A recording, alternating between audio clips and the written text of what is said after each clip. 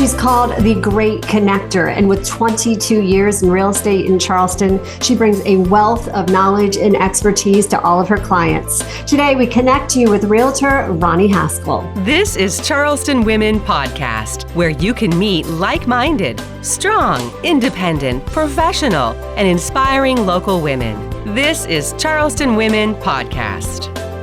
And now we would like to welcome to the Charleston Women Podcast, Realtor Roni Haskell of Keller Williams. Roni, thank you for joining us. Sure, my pleasure. Thanks for having me, Erin. Yes, absolutely. I want to dive right in because I see here that you have been called the Great Connector, and that's a great name to be given. Is that something your friends say, your coworkers? Where does that come from? Yeah, well, thank you for that. Well, actually, Charleston Women magazine recently wrote an article about me and called me the Great Connector after a quick interview with me and kind of learning about my business style and such. And I do enjoy connecting both my clients to whether it's contractors or attorneys. I connect sometimes attorneys to attorneys. I connect people just really centrally, focused on anything to do with real estate. Sometimes people even ask me, who's a great pediatrician. People are buying into a community oftentimes where they don't know anybody, what business or who to turn to. And so buying real estate is more than just buying a house. They're buying a community and a lifestyle. So I get to connect them with all kinds of people instrumental within their new community. I love that so much. And I see here you have been doing this for 22 years. Is that correct? So at a time where I'm sure you see all kinds of new people that are flocking to real estate because the money's good and lots of newbies, I would think that people really want to seek you out, because I know when I was buying a house, I wanted someone who knew the community, who knew the schools, who knew the shortcuts, right, to get around traffic and things like that. Is that what you find, that's why your clients like you? It does matter. So experience matters. Who you work with matters. And you see that if you got onto my website, That SC Real Estate Chick, you would see that is a tagline on there. But experience matters. And so it's the only time that I feel a bit old or aged at any regard is when I talk about the length of time. I love it when they put a bunch of realtors in the room and they say, okay, now hold up your hand if you've been in this business for 10 years, 15 years, 20 years. And with each of those, my hand remains raised. But in reality it does matter to clients because I'm dealing with their largest asset in most cases, property. And so whether they're buying, selling, or investing, my clients want somebody that could safeguard them and that investment. And I've been through a lot of experiences and challenges in real estate. We ideally transact and everything goes smooth. No hiccups, and everybody's happy at the closing table, but that's not always the case. As we know, real estate has a lot of challenges. I say it's kind of like working a puzzle. We have to figure out the different components sometimes. And I haven't handled every single one with grace each time or with experience each time, but after this long in the business now, I can promise you, I've seen most instances. And so, that it is helpful to have experience in my transactions. It benefits my clients. Absolutely. And that kind of brings me to the next question. I feel like you've already answered part of it, is what really sets you apart from other realtors. So obviously it's experience, but I also see here that you're consistently in the top 1% of sales production in the MLS. That's huge, Roni. Well, thank you. Yeah, it comes with a lot of work, a lot of diligence. It's a lifestyle. It's a lifestyle for me. This real estate career is. There's a lot of people that come into it as part-time position or maybe a second career, and mine, for me, has always been the focus of my job. I mean, real estate is what I do day to day. So that. And I've thankfully have had a lot of trust with my clients over the years. And so they oftentimes refer me. I'm largely referral-based business. Mm-hmm. And I've leveraged myself off of a team as well. Now in the last 5 years, I've built out a team. So I've got 5 agents and I've got a full support staff. So yeah, it is. It is that diligence, the consistency in what I do each day has really put me into the top 1%. But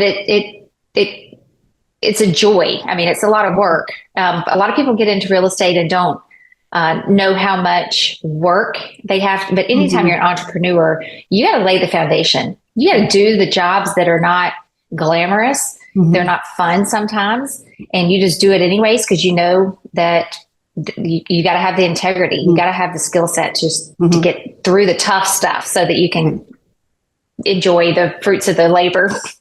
When it comes to real estate, what is part of the job that's not glamorous? What's something that maybe a newbie thinks they just get to show you beautiful homes by the water, but what's the flip side that you do in and out on a regular basis that they don't know about? Oh gosh. Well, good question, Erin, because yes, when somebody new comes to me and they're either thinking about getting their real estate license, or maybe they've been in the business for a little bit and they're just challenged. And so maybe they're thinking about joining a team. And so they're in my office talking to me. I'll ask them very early on in that conversation, why do you want to be in real estate? And if the answer is because I like opening doors, I like showing property, well, good luck, because that is not what the majority of this business actually is based on. It's a good day if all I get to do is show houses, right? That's the fun part of it, but that's not how the meat of my time is spent. It's really the negotiations are challenging sometimes. The coaching someone through how to get their house presented for sale and having the tough conversations of cleaning out, depersonalizing, restyling the home, staging the home, spending money sometimes upfront to get to the goal of a successful sale. But the people, it's a very emotional process for a lot of people. Maybe they've been in their home. Maybe it's a family home that they're getting it prepared for sale. So I do a lot of probate and estate work. Maybe they've lost a loved one, and that's why they're having to sell. So oftentimes, divorce is another instance. You know, they're forced to sell it through the means of settling a divorce case. So there's a lot of emotions that are instrumental in this business, and navigating the conversations gracefully and with respect, even when those emotions rise. I would say that's probably the hardest part, but I'm in this business because I'm a people focused and I'm service minded. And so when you come into real estate, if it's just open doors and because you like to look at houses, we probably can find a better job for you than being in just a real estate profession, because it's a lot more than just the glamorous work. So back to, you had asked me a question earlier, kind of what sets me apart. And the reason I think I'm in that top 1% and have found that success is because, well, there's systems and processes that I have used to help my clients. Because based on those results, they continue to refer me out. But my degree is in interior design. So that's what brought me to Charleston years ago. And so I get to carry some of my design skills over into the real estate side. And that's a talk about a fun day. If I get to go to a design consult with a client, or if we're actually staging the property to help it sell for more money, more net gain for them. Those are fun days for me when we're getting to style the house, or maybe it's even like visualizing, okay, well, you like this location of home. How can we make it fit your needs? Maybe it doesn't exactly purpose for your family. How can we position? How can we transform the house to best suit your family? Those are fun conversations for me to have. And what a bonus that someone gets when they work with you, that they get the styling. Do you ever find, let's say someone's selling their house and you come in and like zhuzh it up. Do they ever say like, oh man, it's never looked this good? Like maybe I shouldn't go because Roni came and like did her styling magic and now it looks really good. Oh yeah. But and that's how I remind my clients, in that initial consult that, I'm giving them a checklist of things to do generally. And as they're working through it, maybe it's painting the walls and putting new flooring down. Maybe it's restyling the kitchen. And then, yes, if I were to list today, though, I would have somebody, a fresh set of eyes come into my space to help me do the same. Yeah. So, it's never to be offensive, but always for the purpose of helping the property sell. But yes, oftentimes people will get to the place, and I almost feel like I should have them sign off on a waiver after Ronnie's design. I will in fact sell, but most of the time they do, because there's a goal in mind, right? Somewhere they need to go. Maybe it's live near family or a new job, or the house just doesn't suit them any longer. But yes, it often comes to mind is, well, maybe we like it more now. Now that you've worked your magic, maybe we should stay. That's right. Have, oh no, shoot. Now I forgot my next question.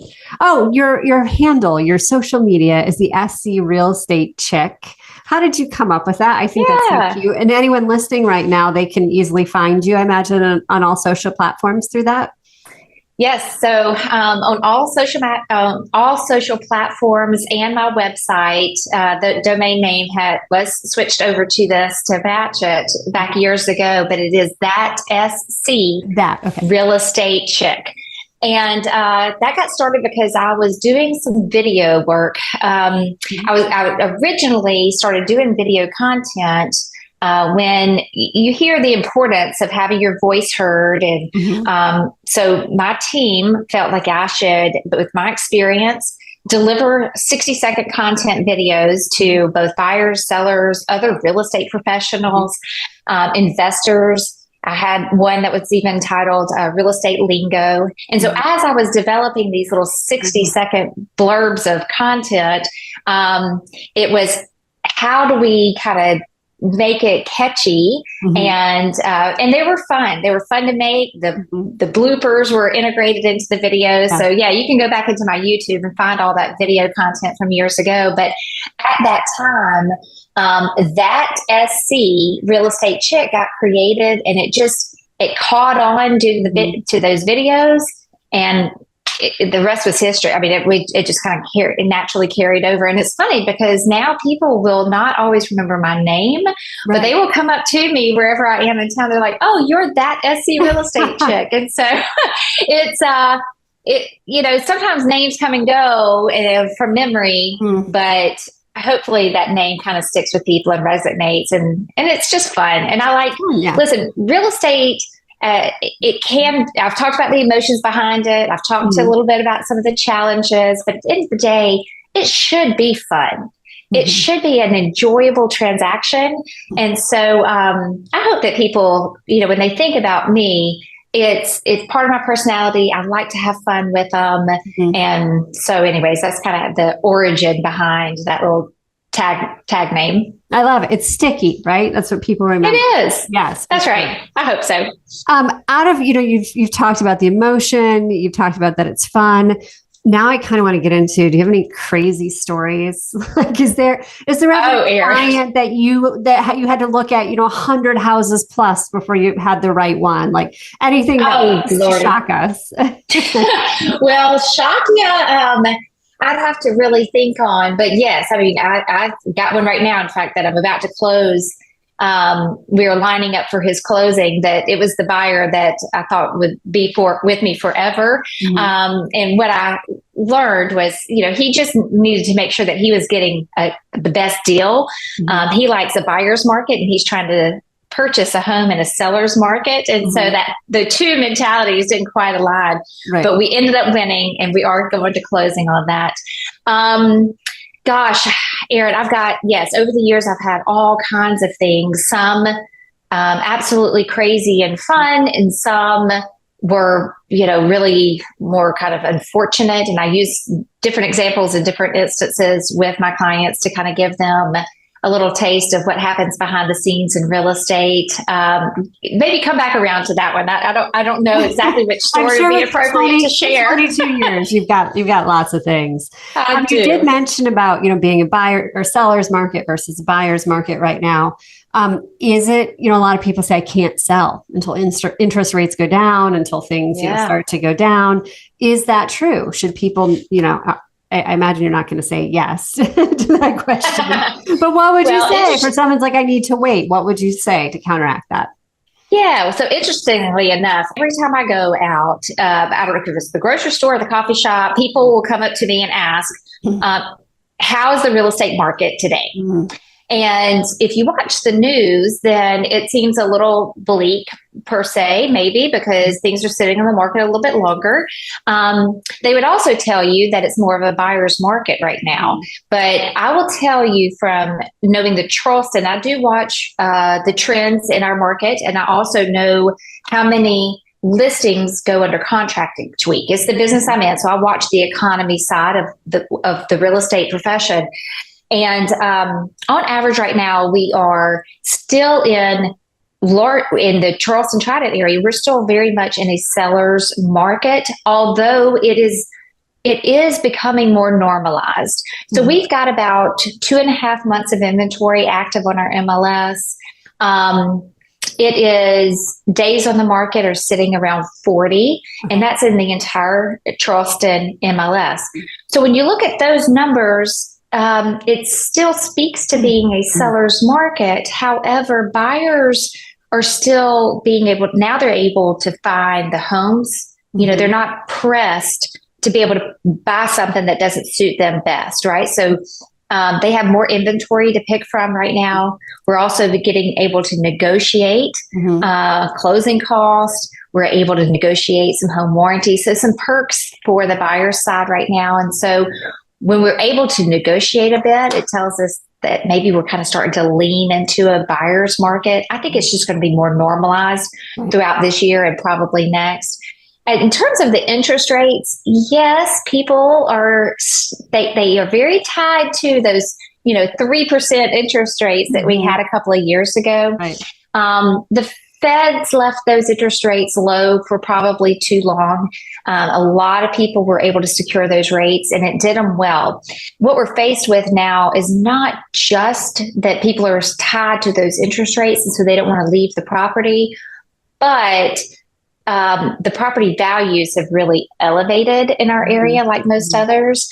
And so they feel like, well, if we sacrifice this house at this interest rate, I don't know that we can go buy this other home that really we like better, perhaps, right?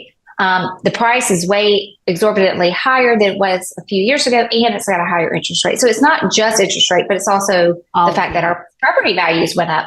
One of my solutions to that is keep the property that you've been in, but oftentimes people bought a house that maybe didn't suit them the best, right? They were migrating here, so they had to find a house. Inventory was low, and so they had already lost out on 5-6 houses, so they just grabbed what they could, but it's not their forever home. Great. Keep it. Rent it out. Keep your interest rate. Rent that house out. Now reap the reward of having that income to help offset going and purchasing the next house. And so there's ways that we can maneuver around it. So that you don't feel like you're giving up that, but turn that into an asset and an income producer to help you move on to get into the house that maybe suits you or your family a little bit better. Roni, such great information. Anyone listening to this, I know who they should call if they're ready. Well, thank you. To make a move. You obviously have years of experience. Yes. Well, thank you. Everybody deserves to love where they live. Mm-hmm. And so that's a right that we have as hardworking, and so make sure that you love the house, you love the community, you love the town. And if not, no matter what it is that you feel obligated to tying you into that, I would say talk to a real estate professional, see what your options are, because at the end of the day, you do deserve to love where you live. We all do. And Roni, I know you're coming to us from your office in Somerville, but if someone listening or watching this podcast is interested in making a move, buying or selling, whatever it may be, what is the best way to reach you? And then what areas do you service? So I am sitting in my office, as you mentioned, in Somerville. So I have this office location in downtown Somerville. I also have an office in West Ashley. So I currently have clients under contract and listings all the way from Ridgeville. Let's go even further up. I've got a buyer right now purchasing in St. George. So really from St. George to Edisto. So my reach is broad. I've got clients on Johns Island, James Island, down in Charleston at the current moment. So yes, my reach is broad. I can serve the Tri-County area. And because I've got so many years of experience, I do know the different markets really well. But they can reach me at thatscrealestatechick.com, which is online. They can also call me. I do answer my phone. I proudly answer my phone. It's the lifeline of my business. And that's 843-297-1935. All right, Roni, it has been an absolute pleasure. Thank you so much for your time today. Thanks, Erin, for the opportunity. That's right. You have been listening to Roni Haskell with the Charleston Women Podcast. Thanks for spending time with Charleston Women Podcast. Please like us and follow us on whatever platform you're using to access Charleston Women Podcast.